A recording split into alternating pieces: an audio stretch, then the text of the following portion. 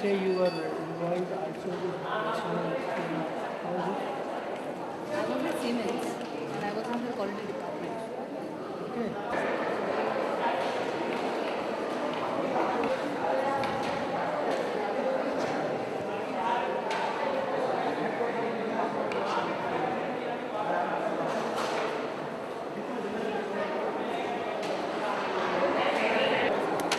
And this is the ID Yes. because they asked us Yes. this is the This is, do on my smart. you can just type it up.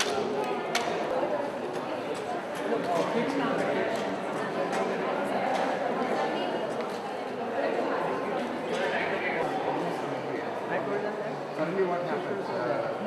I got I'm not able until that, now for 5 years, I cannot become a director. As per the but the point is this, I do. I'm the vice chairman of Congress with that university, but I didn't know. Can you believe that? physics department.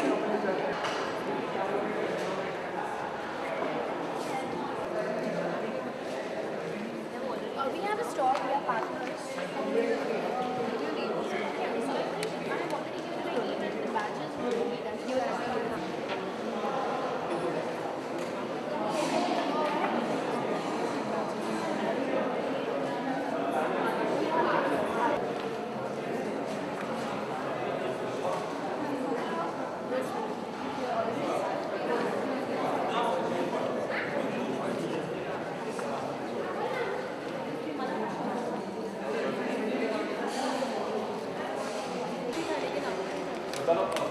अरे जो parking में नहीं parking में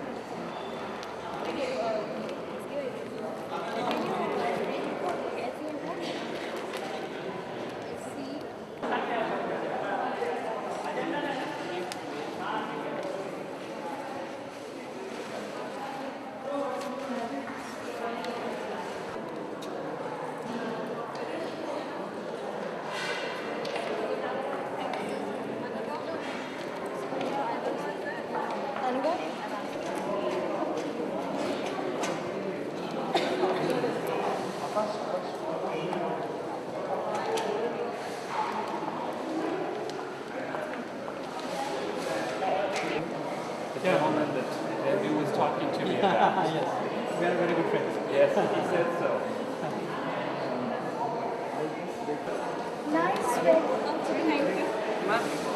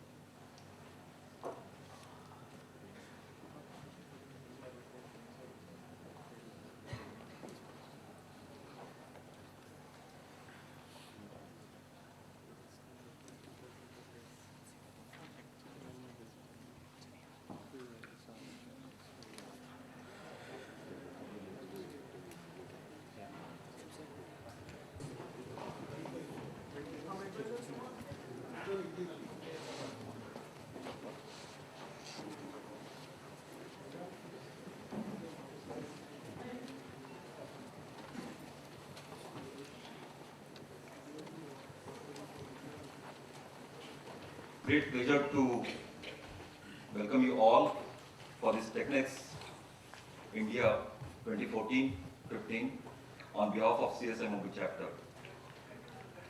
May I call this meeting to order? I will request Chairman Mumbai chapter, CSMOB chapter, Mr. Sandeep, to escort our chief guest, Mr. Sarpati, on stage, please.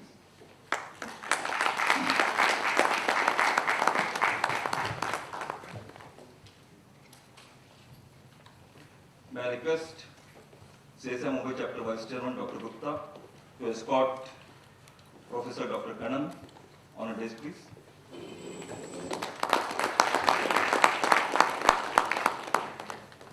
May I request MC Member Subhash to escort Dr.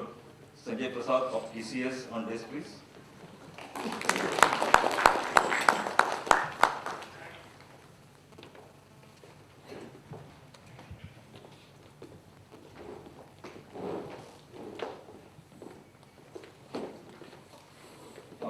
I request dignitaries on desk to light the lamp and, as the auspicious start of this program.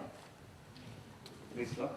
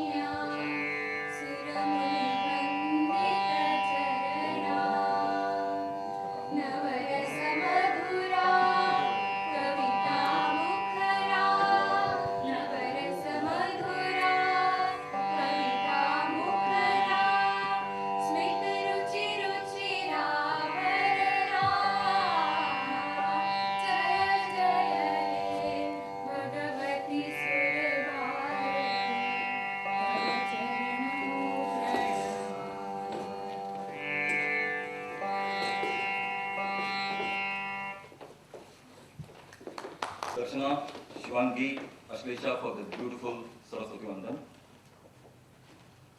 May I request Chairman Sandeep Chindawar to welcome our guest, Chief Guest, Mr. Sarpati. He is Senior Advisor Niti Aayog, which was earlier Planning Commission. Welcome you, sir.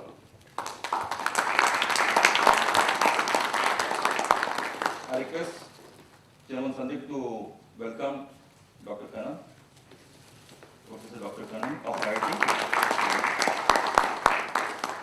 I request Chairman Sandeep to welcome Dr. Sanjay Prasad of TCS.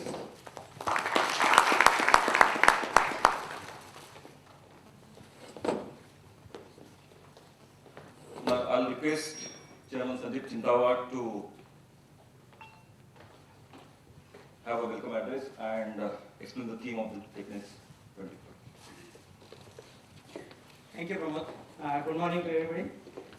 Respected guests, Mr. Sarpati, Professor Kannan, and Mr. Prasad from TCS.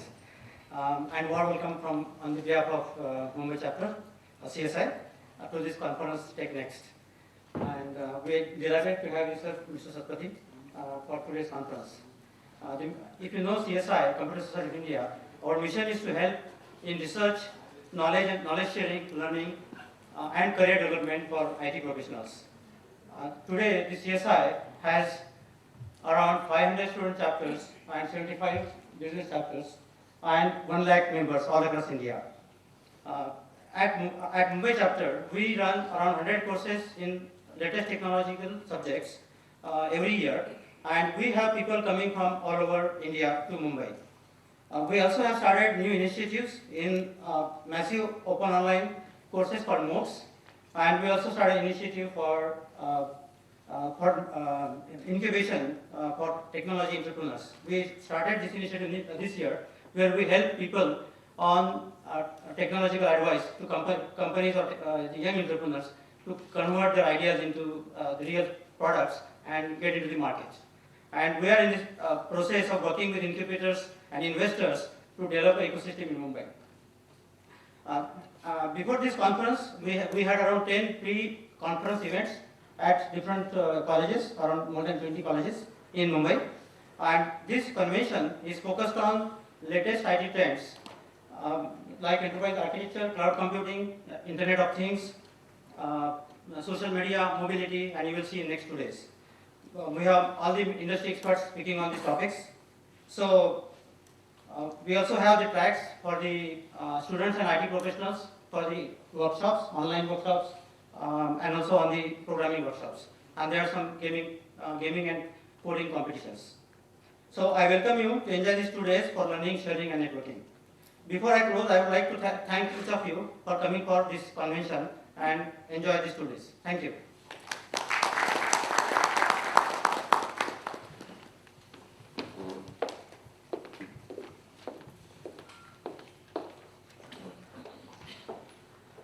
I'll request CSI Mumbai Chapter Management Committee member Shilpa Wag to introduce our chief guest, Mr. Satpathy. Good morning. We have the honor of having Mr. B.N. Satpathy as our chief guest. As a senior advisor in Planning Commission, Satpathy looks after 2 divisions, namely Environment and Forest Division and Science and Technology Division. He is also the chairperson of the Oversight Committee of the National Data Sharing and Access Policy of Government of India in Planning Commission. In this role, he is in charge of the Open Data Initiative of Government of India. As chairman of Expert Group on construction of E-Readiness Index for India, he has been guiding the team in designing and implementation of E-Readiness indicators for India to support the global measurement on network readiness of World Economic Forum and ICT Development Index of International Telecommunication Union.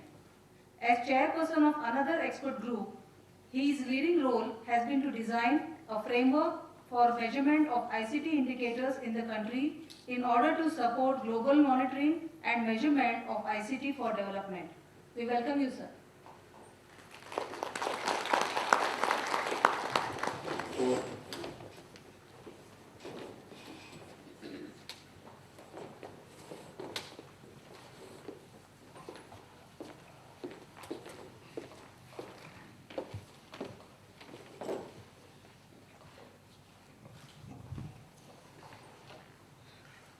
Dr. Sandeep Sinawar, Honorable Chairman, Computer Society of India Mumbai Chapter, dignitaries on the dais,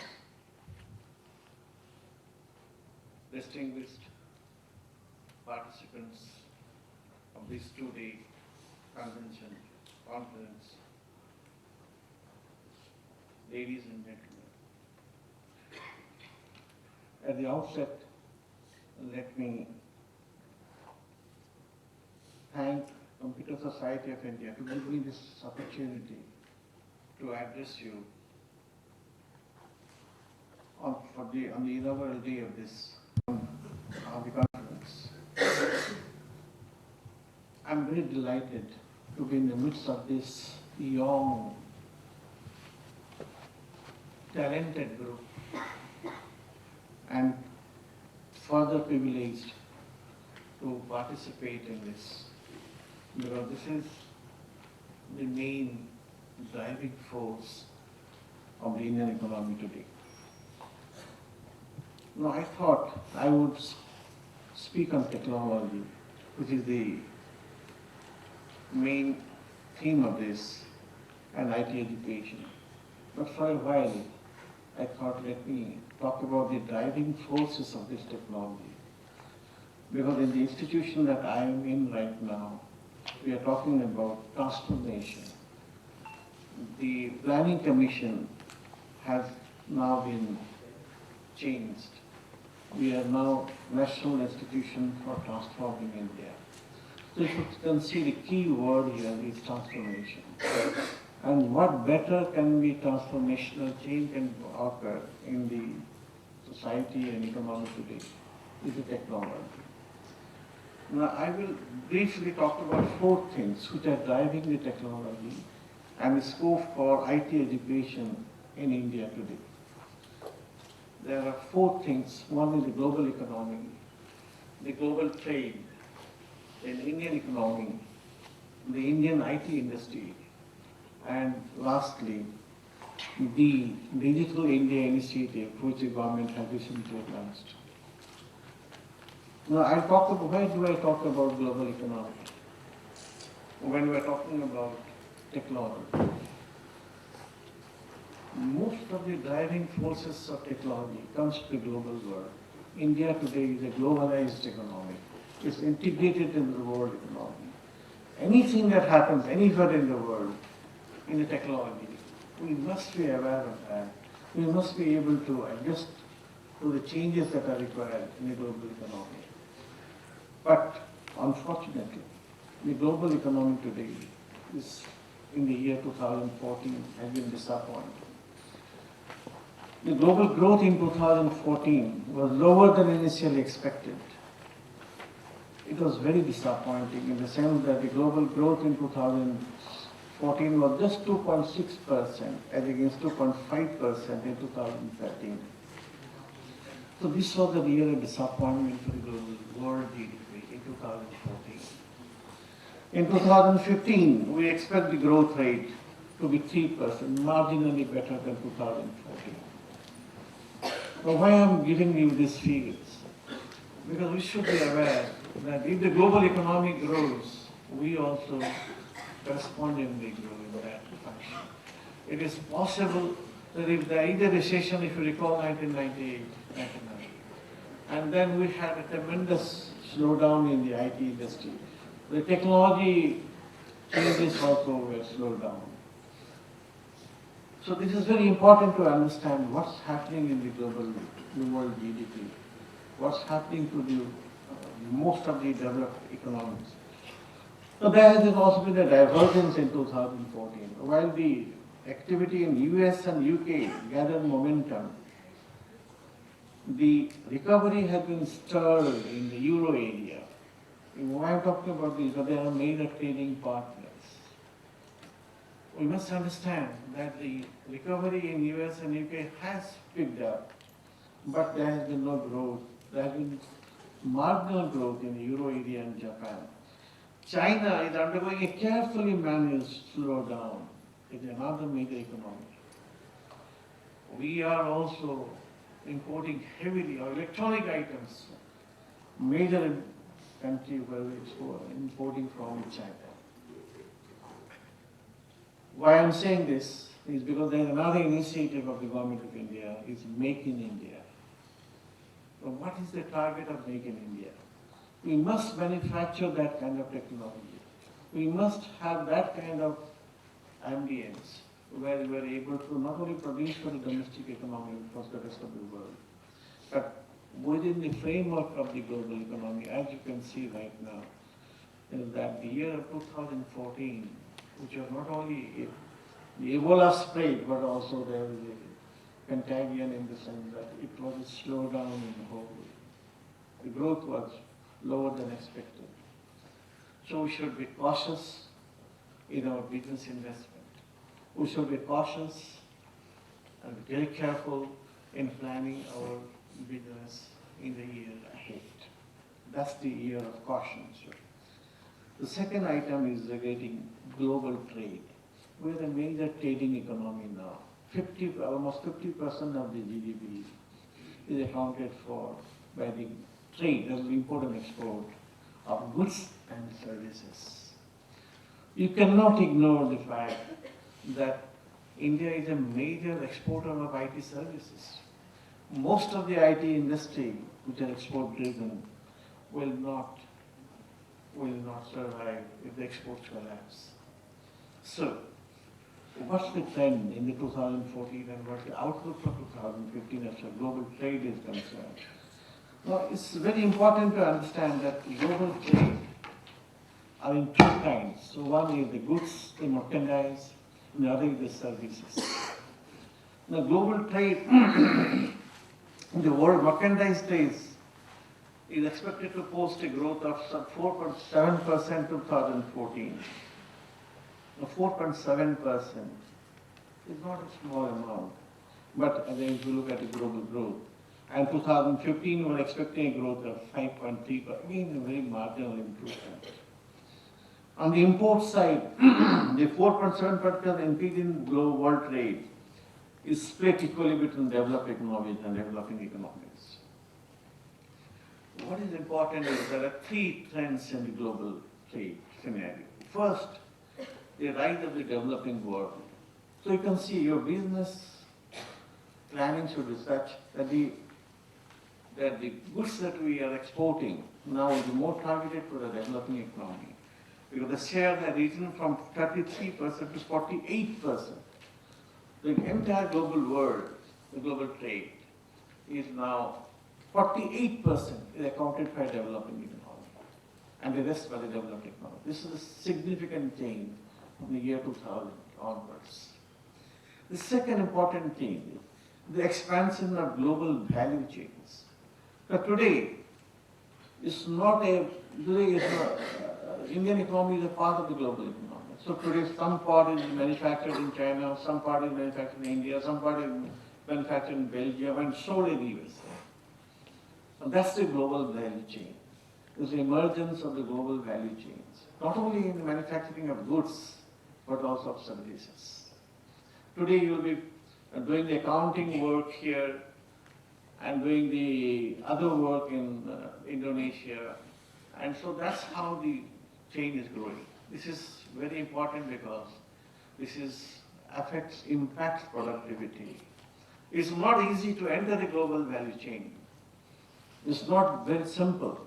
But the moment you are part of the global value chain, you're an inextricable part of the global value chain. And that is where the business is going. This is where the technology is going. And it's very important for any upcoming business to be a part of the global chain, to grow in the years to come. The third one, the third chain, how does trade take place? I manufacture an item here, bring it to another place, sell it there. No. The growth of the online markets. You have an exhibition of Snapdeal also here, there's another event taking place here. The online markets is growing phenomenally. Please understand this, that in the years ahead, that's 40, 30 years ahead, you will have only online markets. So look at the platform that will be required. Look at the technology that will be required. Look at the way you will address your customers will be different. We need to act very fast in this direction. Now, today, our offline market is a major market in the Indian economy. Today, our global trade is by and large offline. But the growth of the online markets is growing phenomenally. It's going very fast. So we need to produce our goods. We need to render our services in that way so that the online markets capture your business. If you're not able to do that, maybe your business may not grow in the way that you would. So this is the second thing that I want to say about the global trade and the patterns which are emerging. Third one is relating to foreign direct investment. Let me talk about the global investment. The global investment, that is the multinational, the MNCs and others, which are growing also, they will continue to grow if you are part of the global value chain, if you are part of the global economy. So it's very important for any business, for any entrepreneur, to understand that you are going to compete with a multinational if you are a startup.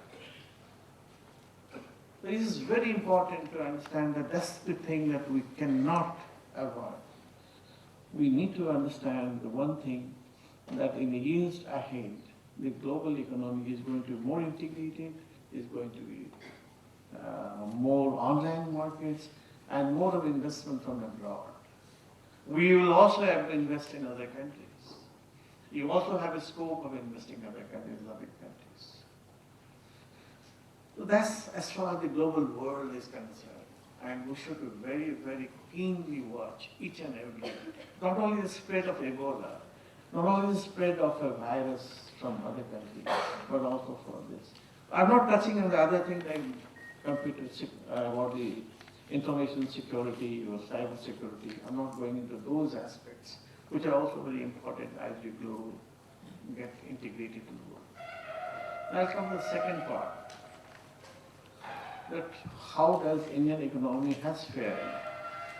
And what are the prospects for the technology, for the techs, for the techies who are going to be a part of this Indian economy? Now today in the newspaper you might have seen that the growth rate in the 2013-14 is 6.9, it's almost 7%, 6.9%. Now we were thinking that the last 2 years, 2012, 13, 14 were less than 5% growth, and it was a very bad as compared to 9% earlier, 2003 and 4. Now, it's very important for the Indian economy to grow so that the purchasing power improves, so that the demand for various products also increases. So what has been the trend? Okay. So India, everybody is aware, India is one of the fastest growing economies in the world. Compare China, which is managing today a slowdown. It's a managed slowdown. No, but we are not in that stage as of now. Our per capita income is $1,500. China is $7,500. Look at the gap. Now, it's not that we need to copy China too, but we have a much more vibrant domestic economy. We have a vibrant business class. We have a vibrant entrepreneur class. We have a vibrant middle class. Now, today, India is a part of G20, negotiating trade areas. Our efficiency is much more than what we had before 1991. Now, even though these 2 years, 2012, 13, 13, 14, were not very good, India's GDP has still grown at 7.9%, but between 2003 to 2012. This is remarkable. And certain predictions are there that India's, in the next 5 years, the growth rate of India's GDP will be higher of that of China. And our GDP is 1.9 trillion at current prices, 10th largest in the world. And the government has set a target of 8% in the 5-year plan, that is the current 5-year plan, 2012 to 2017. That's how the economy is going, and we are hopeful, and certainly the future is promising as far as the economy is concerned. Now, what are the other advantages that we have in this economy? The favorable demography. As all of you know, it's a young country. India not only supports one of the largest populations in the world, but also one of the youngest.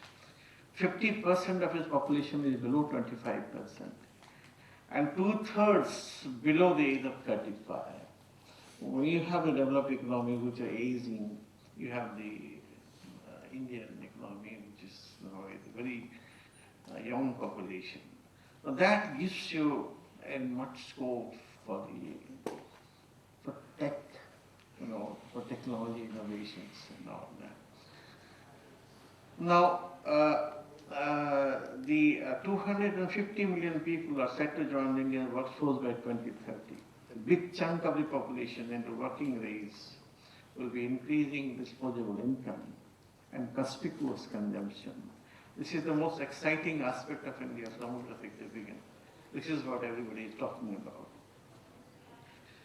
Now, Indian consumer market will grow by 2.5 times by 2025. That's again an estimate that we are making.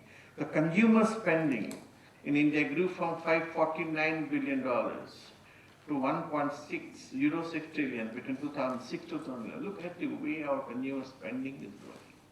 So the demand is also growing. So putting India as a part of one of the largest consumer markets by 2025.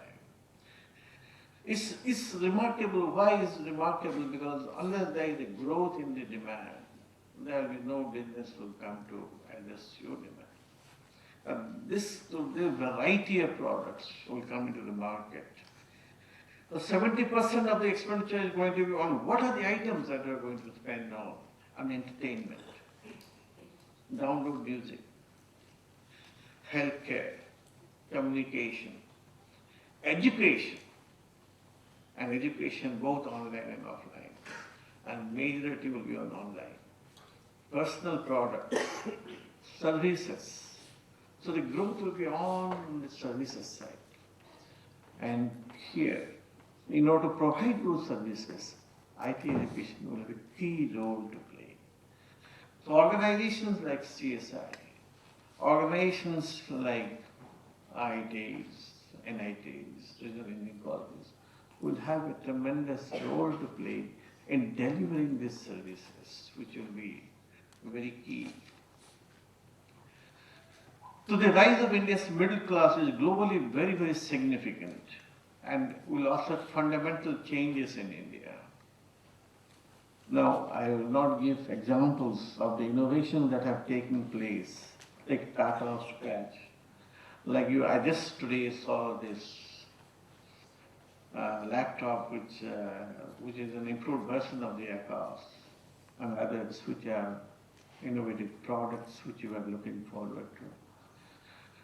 Now, I'll talk briefly on the Indian IT industry, which, and all of us are aware.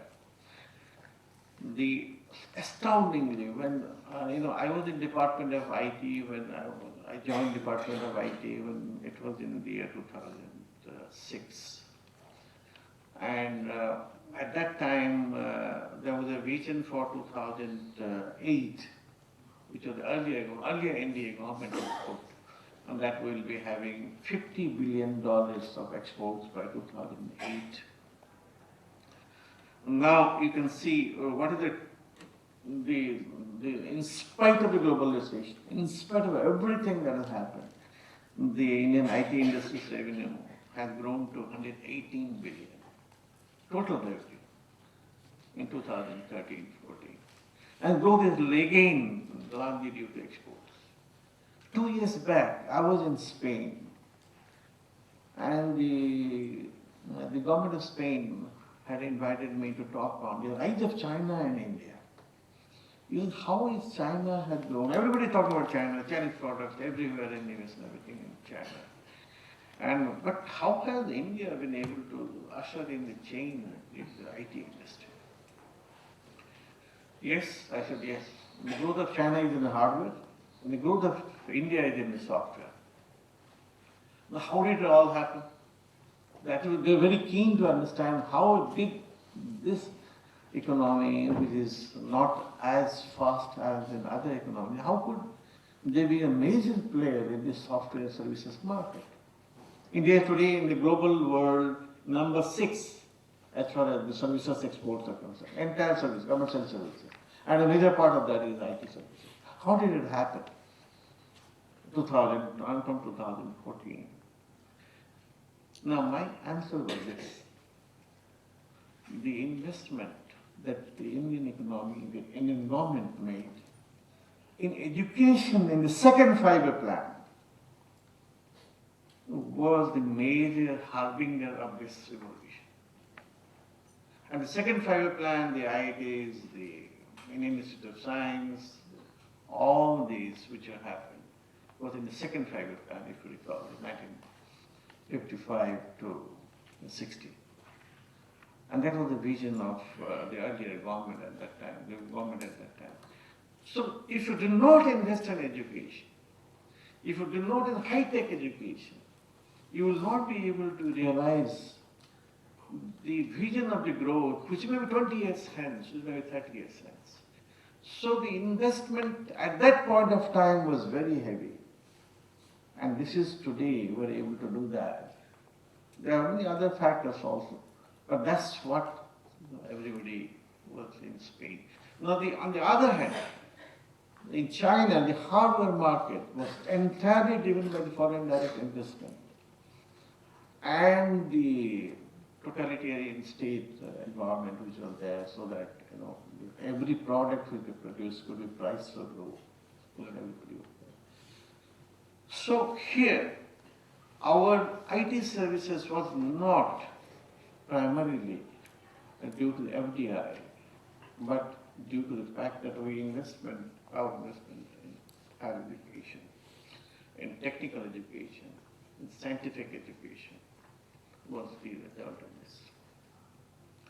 Today, if we are going to be a driver of the online market, it is going to be this industry.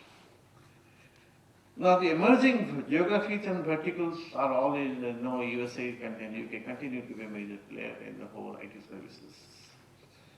And very interestingly is that they exports, the domestic economy as far as IT industry is concerned is not very significant, but the growth has been virtually negative in 2013-14 as far as this IT industry for the growth in this domestic industry is concerned, domestic economy is concerned. But with the Digital India coming in, I think that trend will be reversed in the years to come. One significant thing which has happened in the last year, which I'm sure all of you are aware of, about a startup. Now, all of you here is one bright spark. All of you here is one bright entrepreneur who will be one bright startup. Now, this is the current focus is how do you nurture startups, and venture capital with the different departments are providing for. Department of Science and Technology, which I deal with, they have a venture capital provision. Ministry of Small and Medium Industries has 100 crore for the startups. Department of IT has also a department of stuff. So most of the departments are now making provision for encouraging incubation, encouraging startups. Now, the number of technology startups have tripled in the last 6 years. Now, I'm told many graduates from IITs get a crore of salary to begin with, but then later on go and do a startup and to satisfy their intellectual creativity, the way they look at. I think that's going to be another area of exciting development in the years to come. And we will have mushrooming of startups, because the economy that we are going to serve is not merely the Indian economy, but the global economy. And globally, and the developing developed economy. Yes, Bangalore is listed as one of the top 20 startup ecosystems globally. But we need to develop that in different places of the country.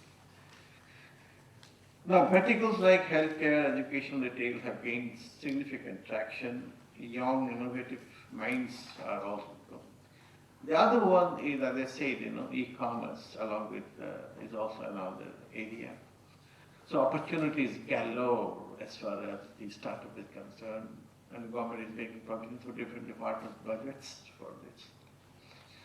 So that's how the IT industry is at the cusp of change today. There was immense change. Now I'll come to the last portion of my address, that is, what is the Digital India going to do as far as business opportunities is concerned, as far as IT education is concerned, and as far as our quality of life is concerned. Now, the Digital India has got three verticals, I would say. Infrastructure and utility to every citizen. That is high-speed internet, digital identity, mobile phone and bank account, easy access to common service center, shareable private space on a public cloud, self and secure cyberspace. So one is infrastructure, as in utility to every citizen.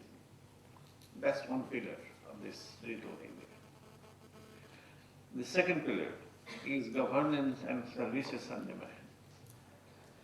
Thus, we want to provide seamlessly integrated across departments to all the citizens. Services, government services available online real time. All citizen entitlements to be available on the cloud to ensure easy access. Government services digitally transformed for improving ease of doing business, but making financial transactions above the threshold. Leveraging GIS for decision support systems. So this is government, transformation government. This is where we are in the Niti Aayog. The transformation of government.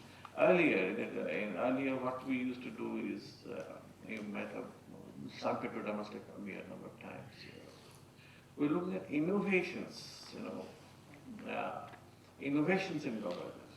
Now we're looking at the transformation of governance through this, by making electronic delivery of services, so that every citizen is having this service real time or on time.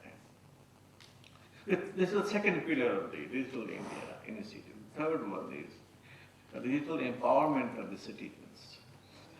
Universal digital literacy. This is where we come in the picture. Online, it cannot be done offline. It is not possible to capture each and every demanding students, every demanding non-registered student also to have digital literacy. So it is where, and I think the Computer Society of India and the laptops which Professor Kannan told me is a great challenge. That's where we are looking at different models of delivering digital literacy. We'll also have to go into the details of this. Then all digital resources are to be universally accessible. All government documents to be available on the cloud. Availability of digital resources in Indian languages. Then collaborative platforms for participative governance. Portability of all entitlements for individuals through the cloud. You can see this gigantic task, but it's a very promising future. The government is determined on as far as this is concerned, and this is the only way you can transform your economy. This is the only way you can transform your governance, which has been a key factor of the new government, a key challenge of the new government. And I'm sure organizations like CSI, who is hosting this conference, will spread this message that here are the immense opportunities for each one of you who are here can really be a part of this whole campaign or whole initiative and deliver in the way that's required by the citizens. Now, what are the broad components of this? There's a broadband, universal access to mobile connectivity, public internet access program, e-governance, e-Kranti with the electronic delivery, information for all, electronics manufacturing, IT for jobs, early harvest programs. These are the broad components of the Digital India program. I will spend a brief second on electronics manufacturing. Now, since this is the theme, the key theme of this conference is, technology next. Where do you get the technology? Where would you get the technology? Actually, as I said, Professor Kannan told me the indigenous product. Now, what about electronics manufacturing? Everything is by and large electronic. Like everybody, there is a slogan, there is steel in everything that you do, there is electronic in everything that you do. Now, as we all know, one of the major items of import next to crude thanks to crude prices have gone down, so it's not a big major issue. But is electronics. Now, the Make in India is not necessarily to manufacture the 25% manufacturing, but how are you going to build an ecosystem for domestic electronic manufacturing? We have been trying for semiconductor, we have been trying for various things. But somehow we have not been able to compete with China, which is a major exporter of electronic items in the global world. Now, how exactly? I think I'm looking at the bright minds here, the bright, lively faces here. So, and how exactly? Some people say that our commitment in the WTO for the Information Technology Act, Information Technology Agreement in 2005 was a mistake. We should have allowed customs-free import of electronics. But then the entire IT industry would not have been able to succeed in that. So that's not the way we can go on. So now there is an ITA 2 negotiation going on. The issue is how exactly, if you are going to compete with a country like China, which is very low priced, and then we need to develop that kind of ecosystem to manufacturing electronics items, or you just import. But then you cannot go on importing, and, given the kind of scale at which little India is going to usher in change, you need more and more of electronic items. So that's a challenge we have to meet. That's a very big challenge. Now, if you want to set up in a remote corner an IT education network, then, if it is available at a price as I've said that cannot afford me, then it's a wonderful thing we can do. I think we have the talent. We have the mindset. What we need is an ecosystem. What we need is an ambience to deliver the products at a competitive rate so that you are not going to import. This is it's going to be a challenge for the years to come, I must say this. It's very easy to go to say that, well, you manufacture electronic, I don't know, whatever price it is. But why should I manufacture when I'm able to import from China at a very rock down price? So this is one of the challenges of the current environment, and I'm sure some of you will be coming up with that kind of idea, which will be able to manufacture electronics at a very competitive price. Having said that, I would like to conclude with a few striking observations or striking message which I would like to give to the young crowd here and the distinguished audience here. We must be a part of the global value chain. That's the message that we should. The global value chain in all products, so that you are a part of the global economy. There is a risk in that if there is a failure in the demand in some corner, then the whole thing collapses. That's how it is. But that's the only way you can improve your productivity. There are risks in globalization, but there are also the advantages in that. But we should be part of that. We should be able to bring out such technology which is not only affordable, but also frugal. We cannot afford to bring out technologies which are not in the domain of the common man. So this is the second thing that we should, so when you're talking about TechNext technology, which is not only affordable, but also frugal. And the third one is online movement of goods and services. That is basically your e-commerce, your retailing. This will be the very major things to see, the things that you are doing. And the entrepreneurs, the startups, and whoever is the part of this IT world, computer world, will be facing these challenges in the years to come. And I wasn't surprised when we saw when I was coming here, I saw the other conferences in Amdil. it's a coincidence, but it's the way, the shape of things to come. And you will have all kinds of online agencies in the world coming up. And the products and the solutions which are coming up will have immense scope to, because the way the consumer market is growing, there's no doubt as far as the innovative products are concerned, the innovative processes are concerned, solutions are concerned. So, to sum up the entire thing, I would say we have the talent, we have the knowledge, and we have the spirit in us to capture the global market, and we can do it. That's all I've done. Thank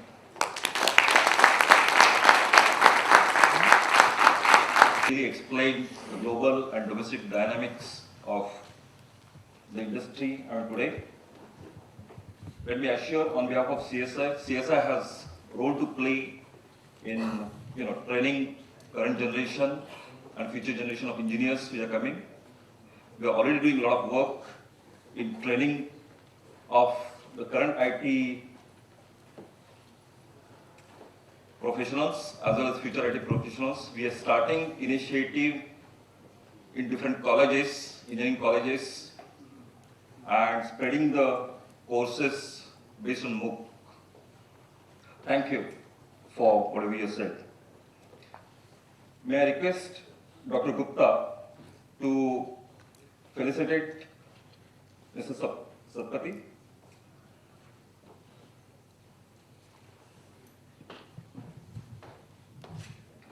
He has been kind enough to come all the way from Delhi for this function and guiding us, all of us.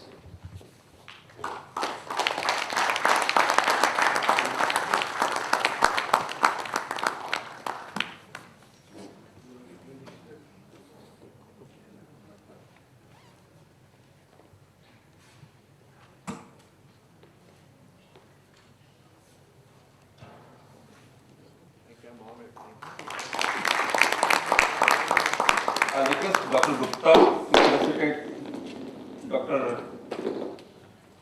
Professor Dr. Kannan. He has been great support for this convention. In fact, he has been working with CSI to formulate this. So thank you, sir.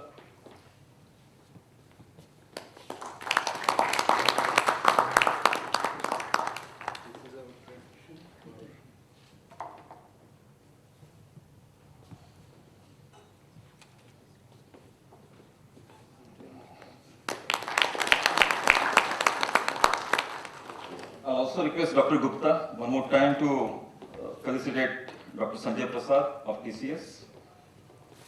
They have been a great supporter for this convention.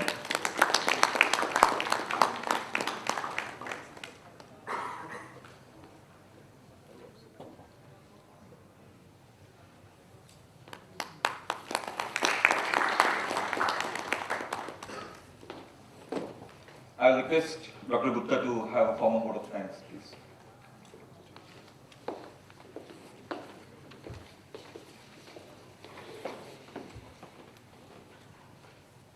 Good morning, everybody. It's my pleasant duty to deliver the vote of thanks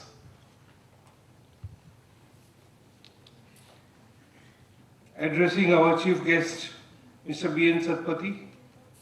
Thanks a lot, sir. You have taken all the trouble and the effort out of your busy schedule to deliver the address to this august audience, consisting of three layers of the Computer Society of India, the industry, the student layer, and the faculty, as well as the principals and HODs of various colleges and university departments. Sir, In your address, you have mentioned certain ideas which you would like the Computer Society of India and societies of this nature, so that we are able to make the ideal of our Prime Minister, the Digital India project, a success. Sir, I assure you that we would definitely, and we are already striving to strengthen the 9 pillars which are envisaged under the Digital India project by you as well as our government. I would like to thank Professor Kannan for giving us all the facilities and helping us with all the efforts to put this TechNext convention together. Without his efforts, a number of workshops which we are going to run in parallel wouldn't have been possible. In fact, you can say he is the mentor behind TechNext India 2014-2015. Thank you, sir. I would like to thank our veteran CSI fellow, Mr. Sanjay Prasad of TCS, for making it convenient to be present here and address the gathering as a platinum partner. He is from TCS, one of the prestigious IT industries in India. Thank you, Mr. Sanjay Prasad. I have to thank